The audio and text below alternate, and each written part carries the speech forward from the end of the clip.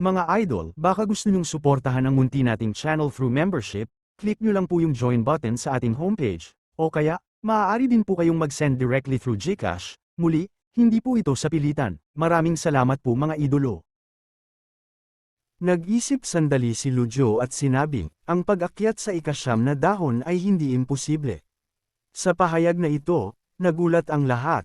Ang ikasyam na dahon, isang realm na ipinagbabawal ng langit, maaari bang magkaroon ng pagkakataon? Pagkatapos ng isang araw at isang gabing paglipad sa flying chariot, lumipad ng libu-libong milya, lumilipad sa hindi mabilang na mga bundok at ilog, isang hanay ng mga taluktok ang nakita, ito ang 20 peaks ng Yuntianluo. Mula sa isang mataas at malayo, ang 20 bundok ay parang 20 matatayog na puno na umaabot sa mga ulap, na parang nasa gitna ng isang dagat ng ulap. Ang ganoong lugar ay madaling maligaw para sa mga hindi pamilyar dito, sa gitna ng mga taluktok na nababalutan ng ulap.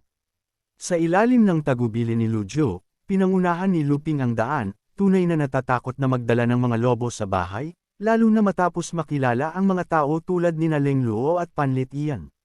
Gaano man kalakas ang tatlong sekta, ayaw nilang kalabanan ang ganoong kalalakas na tao. Ang cloud-piercing flying chariot ay patungo sa bundok na pag-aari ng Luo sect, dumadaan sa sunod-sunod na barrier. Bawat pagdaan nito sa isang barrier, naglalabas ang barrier ng isang mahinang tunog. Sa itaas ng pangunahing bulwagan ng pangunahing sagradong lugar ng Luo sect, napakalakas ng ingay. Nagtipon ang mga matatanda at disipulo, nakatingala sa kalangitan. Sa wakas, nakita nila ang isang higanteng sasakyan na may mahabang buntot na dumadaan sa barrier. Iyan ba ang cloud-piercing flying chariot mula sa Evil Sky Pavilion? Maghanda upang ipagtanggol. Naalarma ang karamihan, tinitigan ang flying chariot, at nagtaka rin sila. Paano nakalusot ang cloud-piercing flying chariot sa barrier? Tanging ang mga core disciples lamang ang nakakaalam ng tamang landas sa formation, paano nalaman ng mga tao ng Evil Sky Pavilion? Ngunit ngayon ay huli na upang pag-isipan ang mga tanong na ito, dumating na ba ang mga tao mula sa Sky Sect at Cloud Sect? Sumagot ang isang kilalang disipulo mula sa karamihan, papunta na sila.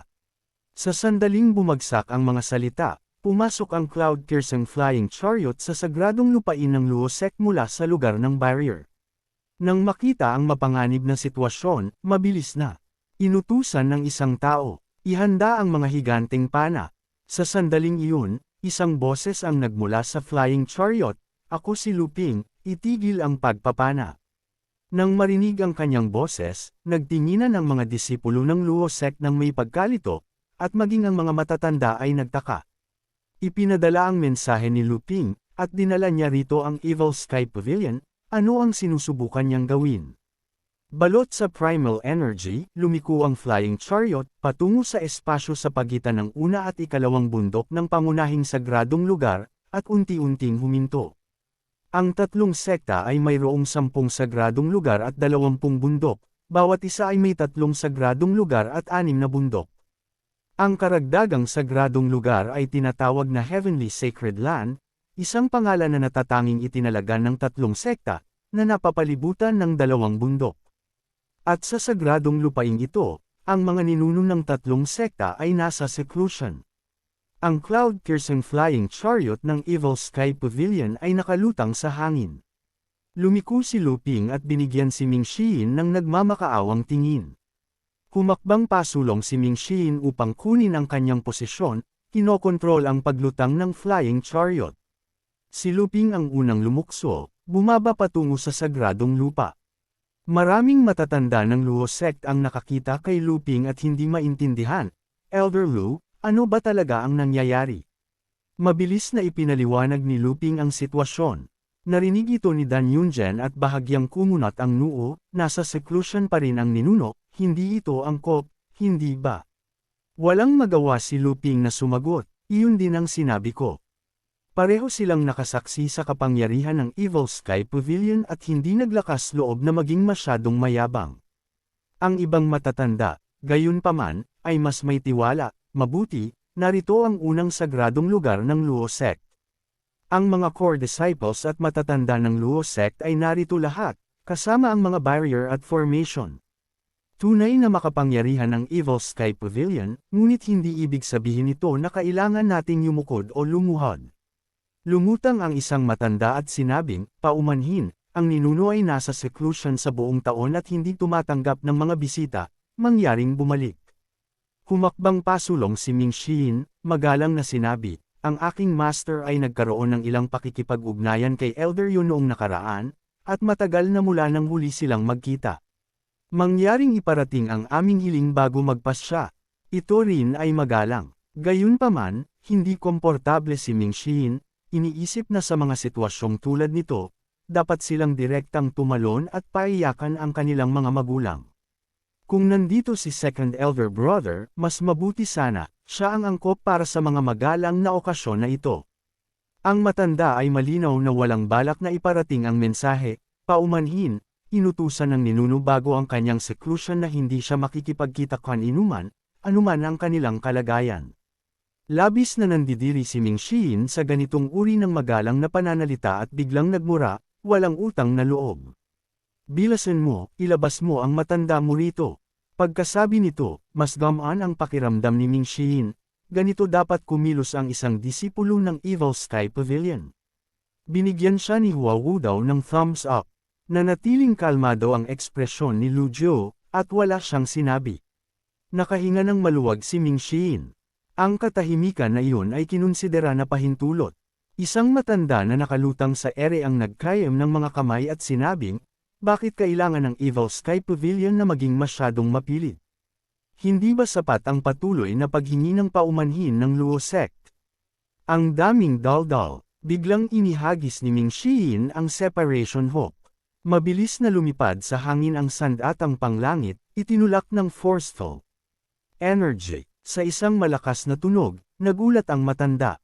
Bagaman bumulwak siya ng forceful energy upang labanan ang Separation Hope, mabilis pa rin siyang umatras na may takot sa kanyang mukha. Sa galaw na ito, agad na lumipad sa ere ang lahat ng disipulo at matatanda ng Luo Sect sa sagradong lugar, handang magsimulan ng isang malaking labanan. Halos umiyak si Lu Ping, ikanaway ang kanyang mga kamay upang pigilan ang lahat. Hindi, nagkaroon ng masamang impresyon si Fourth Elder kay Lu Ping at pinagalitan siya, Elder Lu, ano ang ginagawa mo? Natarante si Lu Ping, napakabobo. Makinig kayo sa akin, ang mga nasa flying chariot, hindi natin kayang pukawin. Talaga bang ganoon kahalaga? Nagtinginan ang mga matatanda na hindi makapaniwala. Kinakampihan talaga ni Lu Ping ang mga tagalabas upang pag-alitan ang kanyang sariling mga tao, na wala na ba ang kanyang katinuan. Ang Luo Sect ay ayaw magkaroon ng kaaway, ngunit hindi tayo dapat yumukod o lumuhod. Nandito pa rin ang ninuno, Lu Ping, huwag kang manghikayat ng iba sa aming kapahamakan at bawasan ang aming sariling prestihiyo. Sa sandaling ito, isang garalgal na boses ang nagmula sa flying chariot. Iniisip ni Elder Leng na napakamakabuluhan ni Lu Ping, isang matalinong tao. Humakbang si Leng Luo at lumakad sa hangin. Bagaman hindi pa lubusang nakabawi ang kanyang cultivation, hindi problema para sa kanya ang paglutang. Nakaitim na may maskara, mukha siyang napaka-menacing. Takot na takot ang mga disipulo sa sagradong lupa, isa ba itong matanda mula sa Evil Sky Pavilion? Mabilis na ipinakilala ni Lu Ping, ang taong ito ay si Leng Luo, minsang nangunguna sa Blacklist 300 taon na ang nakalipas. Nang marinig ito, namayani ang mga mata ng matatanda, at sa pagbabalik tanaw sa kung paano sila malapit ng makipaglaban, nakaramdam sila ng ginaw sa kanilang mga gulugod at nang inig ang kanilang mga kamay, napakalapit, napakalapit. Sa sandaling iyon, isang figure na kasing bilis ng kidlat ang lumapit mula sa hangin mula sa ikalawang bundok, na dumating sa itaas ng sagradong lupa sa isang iglap. Ang sukdulang bilis, ang sukdulang cultivation, isang mukha na puno ng balbas, mga mata na parang apoy. Tumingin ang maraming disipulo ng Luo Sect, dumating na ang Great Elder. Pagbati sa Great Elder, ang lalaking may katamtamang edad na may buong balbas at mahabang damit ay si Chunan, ang Great Elder ng Luo Sect. Matalas ang tingin ni Chunan habang nagkayam ng mga kamay at sinabing, ang Great Elder Chunan ng Luo Sect, masaya akong makilala si Elder Leng. Kalmadong tinapunan siya ng tingin ni Leng Luo at sinabing, Chunan. hindi ko inaasahan na pagkatapos ng 100 taon, ikaw na ang magiging Great Elder ng Luo Sect. Bahagyang kumunat ang noo ni Chunan, swerte lang. Sa pagkarinig na personal na bumibisita ang pinuno ng pavilion ng Evil Sky Pavilion, paano siya hindi darating upang salubungin? Kayo ay dumating mula sa malayo, at natural na nais ng Luo Sect na tretuhin kayo ng may paggalang. Hayaan ninyong ako ang mag-host sa inyo, kumusta iyan? Kumajikik si Leng Luo, ang kanyang boses ay garalgal at malalim, hindi ka pa karapat-dapat na makipag-usap sa pinuno ng pavilion. Naging mas malalim ang pagkakunot ng noo ni Chunan. Siya, pagkatapos ng lahat, ay ang Great Elder ng Luo Sect, at gayunpaman ay hindi siya binibigyan ng galang ni Leng Luo, nasa seclusion ang ninuno, tunay na hindi kanya kayang makita.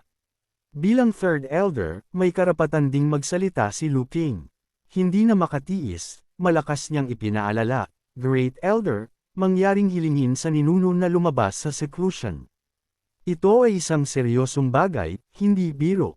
Malamig na humalaklak si Chunan at mabilis na nagbigay ng palad na atake, na napakatalas at mabilis, patungo kay Lu Ping. Nagulat si Lu Ping. Hindi inaasahan na aatakihin ng Great Elder ang kanyang sariling mga tao, at mabilis na itinaas ang kanyang mga braso, tumawid sa forceful energy, ngunit hindi siya katapat ng Great Elder at umungol habang bumabagsak. Ang galaw na ito ay malinaw na nagpakita ng kanilang pagkakaiba. Isara mo ang iyong bibig at manood ka lang. Pagkatapos magsalita, pilit na ngumiti si Chunan at humarap kay Leng Luo, paumanhin, Elder Leng, sa pagpapalabas ko sa iyo ng komedya. Ang kabataan ay hindi alam ang mga patakaran. Ang kanyang saloobin ay tila mapagpakumbaba at magalang sa ibabaw, ngunit ito ay tunay na manipulado. Humalaklak si Ming Xin, napakalakas ng awtoridad. Tiningnan siya ni Chunan, hindi lugar ng mas batang henerasyon na sumabat kapag nag-uusap ang kanilang mga matatanda. Ang kanyang mga salita ay may dalawang kahulugan, nanunukso kay Ming Xin habang pinapagalitan din si Lu Ping. Habang akmang magre-react si Ming Xin, itinaas ni Leng Luo ang kanyang braso at humakbang pasulong, nasisiyahan ka ba sa pagbubuli sa mas batang henerasyon? Nang gumala ako sa mga lupain, nasa sinapupunan ka pa ng iyong ina. Pagkasabi nito, namukadkad ang kanyang 8-leaf avatar. Sa sandaling namukadkad, mabilis na umikot ang 8 talulot ng gintong lotus, nakahawig ng isang gulong na umiikot sa tubig. Umikot ang forceful energy na parang mga patak na lumalawak palabas, nawawala sa isang hininga, sapat na ang isang sandali. Si Chunan, na pinakamalapit, ang unang natangay pabalik ng pagsabog, ang kanyang mukha ay puno ng takot, isang 8-leaf avatar. Bakit ang isang tao na may ganitong lakas at kultibasyon ay kusang mananatili sa Evil Sky Pavilion? Malalim na sinabi ni Leng Luo, ang pagbisita ng Evil Sky Pavilion ay para lamang sa pakikipag-ugnayan, huwag mo akong piliting kumilos. Sa mga salitang iyon, nanahimik ang sagradong lupa, ang kapaligiran ay naging medyo mapang-api at hindi gumagalaw, at walang sino man ang naglakas loob na humakbang pasulong muli. Si Chunan, nasa ika-7 dahon lamang, at kahit na sa tulong ni Second Elder Dan Yunjian na nasa ika-6 na dahon, ay hindi posibleng makipagtunggali sa isang 8 dahon, lalo na ang iba. Nagsasalita ang lakas, sino pa ang maglalakas loob na sumuway? Habang ang lahat ay walang magawa, bigla, nagsimulang lumitaw ang mga figure sa kalangitan sa paligid ng sagradong lupa, mga grupo ng 3 o 5 na lumalakad sa hangin, ang ilan ay nakasakay sa mga espada, ang iba ay nakatayo sa iba't ibang kakaibang hugis ng mga sandata. Dumating na ang mga tao mula sa Cloud Sect at Sky Sect,